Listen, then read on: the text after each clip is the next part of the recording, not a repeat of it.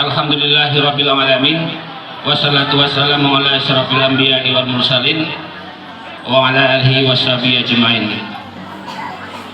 Pertama-tama marilah kita semua mengucapkan puji dan syukur kehadirat Allah Subhanahu wa taala, yang dimana pada pagi menjelang siang ini masih diberikan kesempatan kesehatan sehingga kita bisa melaksanakan acara pada hari ini. Kemudian selawat dan salam pada junjungan alam Nabi besar Muhammad sallallahu alaihi wasallam. Yang saya hormati anak-anak kami semuanya, mulai dari kelas 1 sampai ke kelas 3, yang insya Allah pada hari ini kita melaksanakan pelepasan.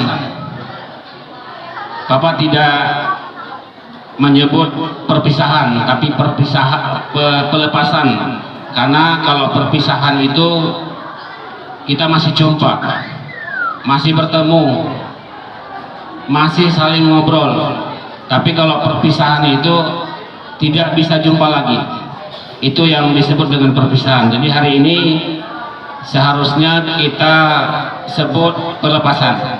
Kelas 3 ini, yang kelas 3 sebenarnya kalau dilihat ke belakang, seharusnya perpisahan atau pelepasan itu dilaksanakan setelah pengumuman bulan puasa. Di dalamnya penuh dengan rahmat, di dalamnya penuh keampunan. Jadi untuk anak bapak yang kelas 3 ini, karena pengumuman belum selesai, belum dikeluarkan, mari kita berdoa bersama. Ini di sekolah ini banyak sekali yang dilakukan pelanggaran merah di sekolah.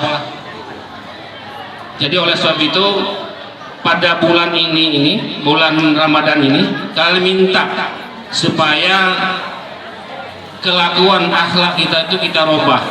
Tidak ada yang bisa memberi kekuatan kecuali Allah. Allah lah yang memberi kekuatan untuk bisa merubah akhlak ini. Ya, kita hanya berusaha. Jadi oleh sebab itu bulan puasa ini nanti sebentar lagi akan kita laksanakan pada hari Sabtu, itu minta kepada Allah